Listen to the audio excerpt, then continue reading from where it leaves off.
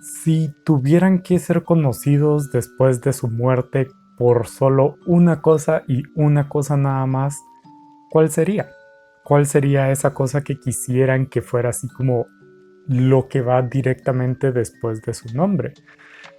Yo personalmente, pues no estoy muy seguro. Probablemente lo que diría es que pues, quisiera que se me asociara con una persona feliz, no con una persona graciosa o que siempre esté como sonriente o haciendo bromas o algo por el estilo, sino simplemente con una persona que pues vive tranquilo, vive feliz. Pero nada, yo soy Jack y esto es Project Dragonfly.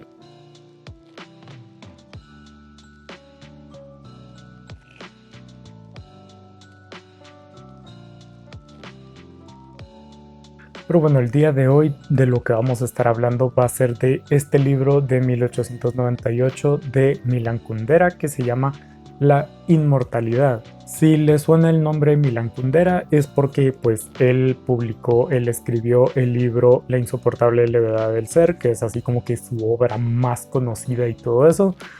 Yo ya lo leí, creo que no hice un video como específicamente de ella, pero si quieren saber mi opinión, creo que está en uno de los wrap-ups que he hecho en algún momento.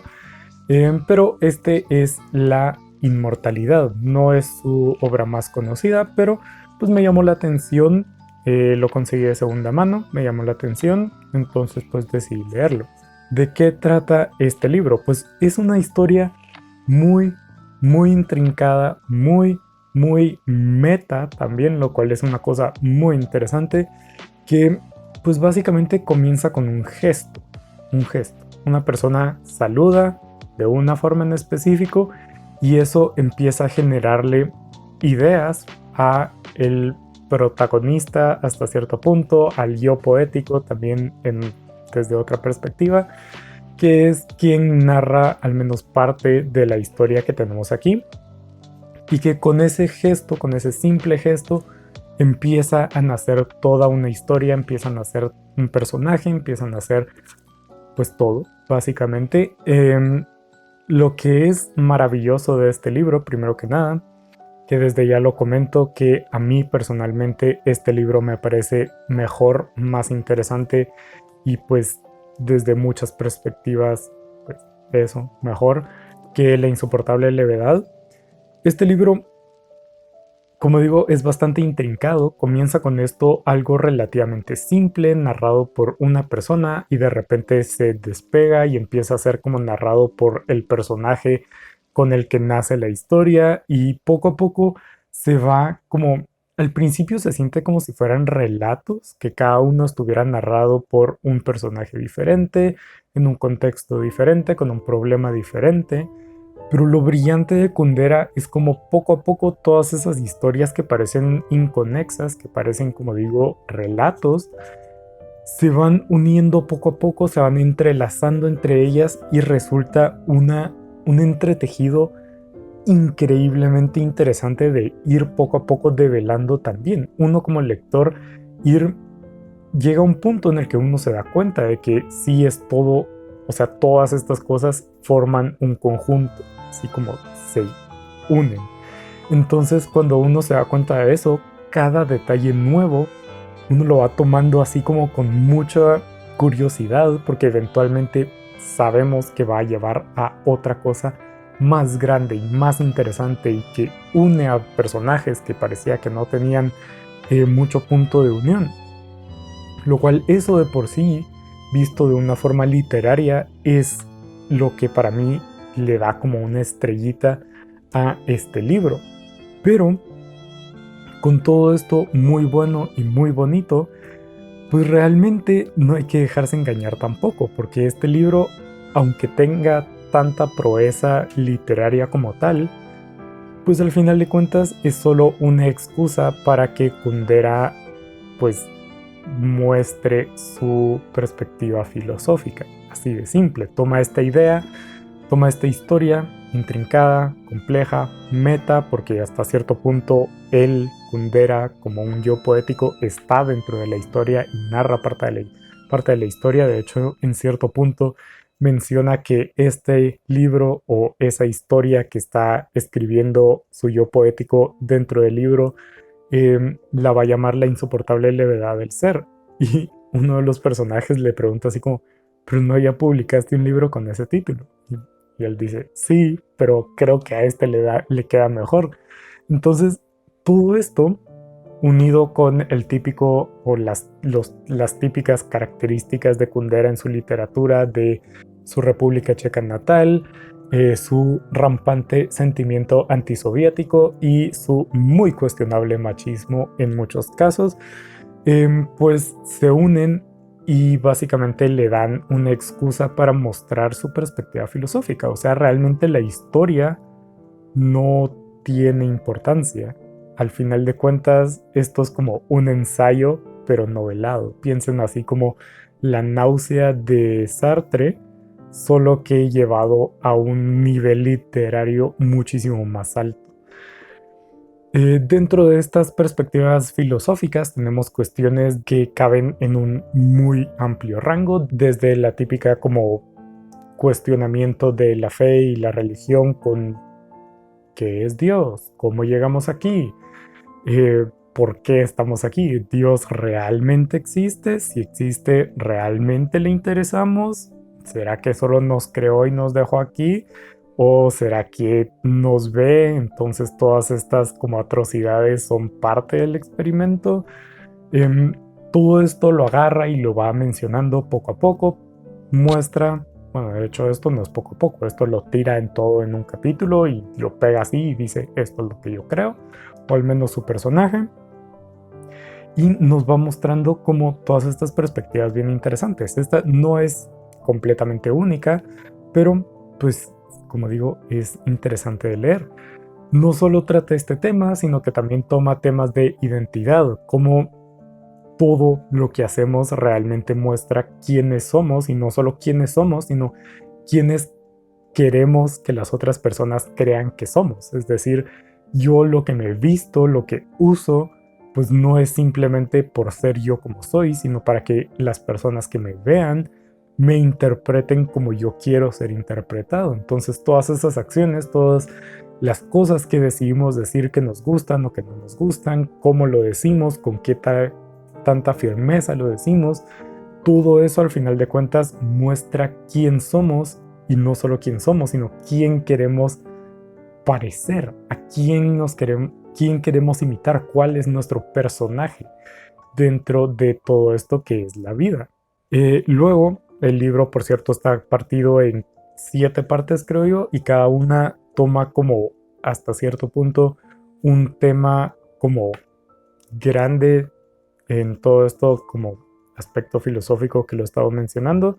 Las 7 partes son el rostro, que es lo que digo, de dónde nacemos o de dónde venimos y cómo nos identificamos. La segunda es la inmortalidad, en la que pues es la que le da nombre a el libro, pero inmortalidad básicamente lo refiere Kundera a la pregunta que yo les hice al inicio, que básicamente se traduce a fama.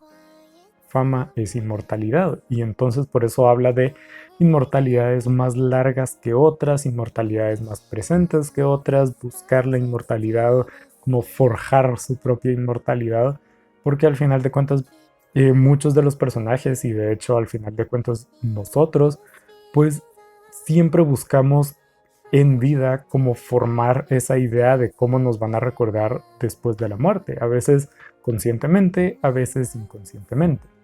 Luego viene la parte de la lucha, que es básicamente un compendio de un montón de ideas muy diferentes. La cuarta parte es Homo Sentimentalis, que es como esta nueva evolución de la especie humana en la que pues los sentimientos toman un rol como bastante presente. La quinta es La Casualidad, que habla, es una cuestión muy interesante porque habla de diferentes tipos de casualidades, que al final de cuentas puede ser como muchas palabras para muy poco como concepto, pero al final de cuentas es algo interesante de pensar de cómo todas estas casualidades al final de cuentas llevan a la historia en general a pues el camino que lleva. La sexta es el cuadrante, en el que básicamente habla de cómo la vida es más o menos cíclica. Vamos pasando por diferentes cuadrantes y pues como digo, se vuelve un ciclo y repetimos y todo esto, y pues básicamente así se lleva no solo la historia universal, así como mucho como lo decía Borges, sino también la personal. Y la última parte, que es la celebración.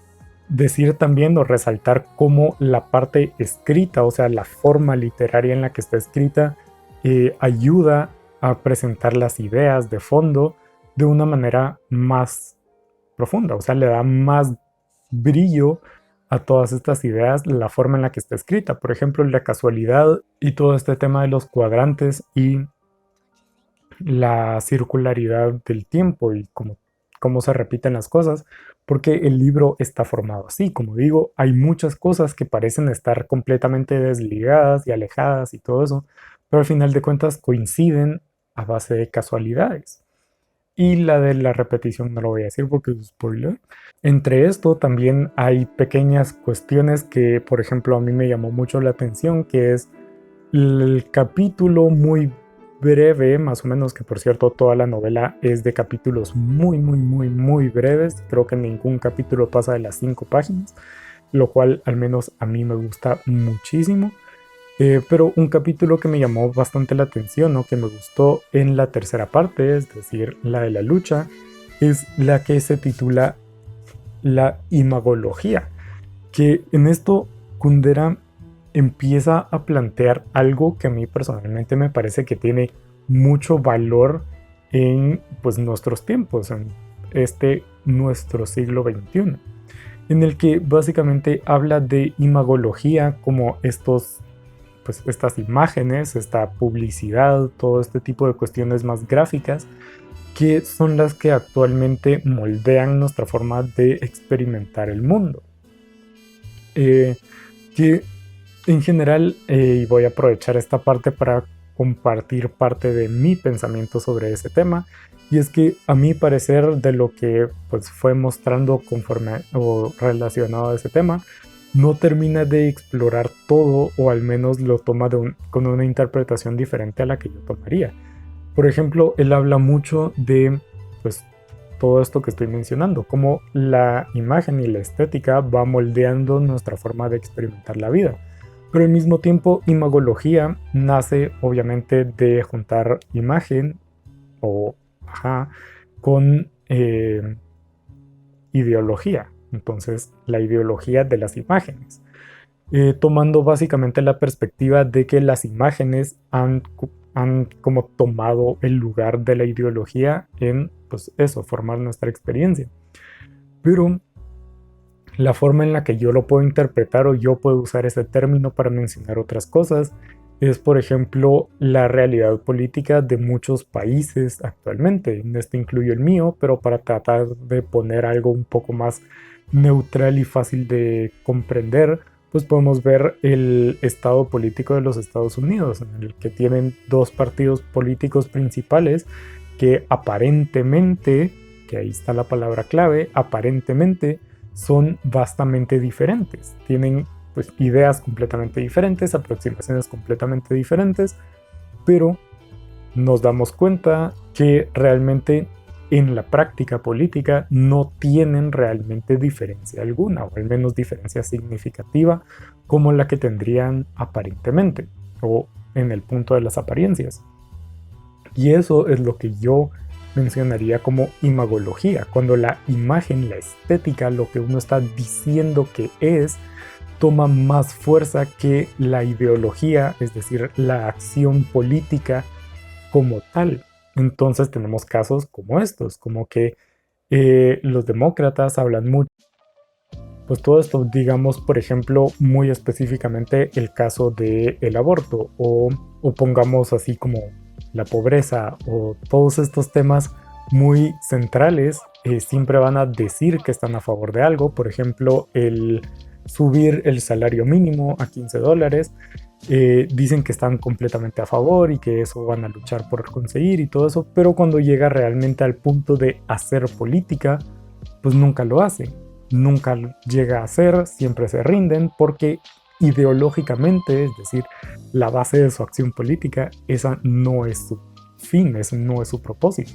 Pero imagológicamente eso cambia, solo para dar al pueblo una ilusión de elección.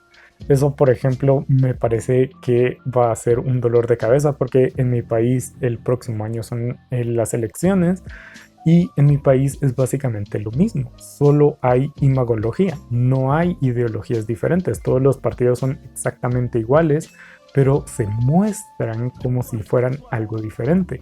Eso es algo que, pues obviamente no puedo decir que Kundera le faltó profundizar porque esa no era su idea desde un principio, pero es lo que yo puedo interpretar o lo que yo saco con solo ese término, que por cierto es lo que hace pues este tipo de libros muy interesantes, que no es como puramente algo estricto o simplemente una historia, sino que es algo que llama a pensar, así de simple, a tomar todo este collage de ideas que nos presenta Kundera y decir, ¿será que yo estoy de acuerdo? ¿Será que no? ¿Será que esto está bien aplicado? ¿Será que no? ¿Qué sentido tiene esto? ¿Qué profundidad le puedo sacar?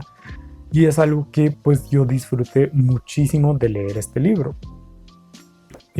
Como digo, no sé, ahorita creo que ya mencioné todo lo que quería mencionar. Este libro me pareció muy interesante, me pareció brutal. Es probablemente una de las lecturas que más he disfrutado por estos últimos meses. Eh, Tiene obviamente sus cosas aburridas, como digo, Kundera dentro de su estilo personal, lo cual es muy triste. Es muy machista y tiene, tal vez no el más machista, pero sí tiene muchas características muy cuestionables y todo ese tipo de cosas que pues hacen que Kundera sea un poquito difícil de leer, pero pues como digo, las ideas que presenta y en general la construcción de la novela me parece una cosa brillante, por lo que pues les recomendaría, si quieren leer La Inmortalidad, léanlo. Como digo, a mí me gustó más que La Insoportable Levedad, entonces pues sí, eh, creo que me hice un poquito un desmadre aquí intentando explicar todo, pero bueno, eso ha sido todo por hoy. Cuéntenme abajo en los comentarios si han leído este libro, qué les parece, les llama la atención, no, Kundera sí, Kundera no. No sé, díganmelo todo abajo, respóndanme la pregunta del inicio, síganme en mis redes sociales, Twitter, Instagram, Goodreads, siempre que quieran estar al tanto de pues, mis lecturas. Pero nada, yo hasta la siguiente.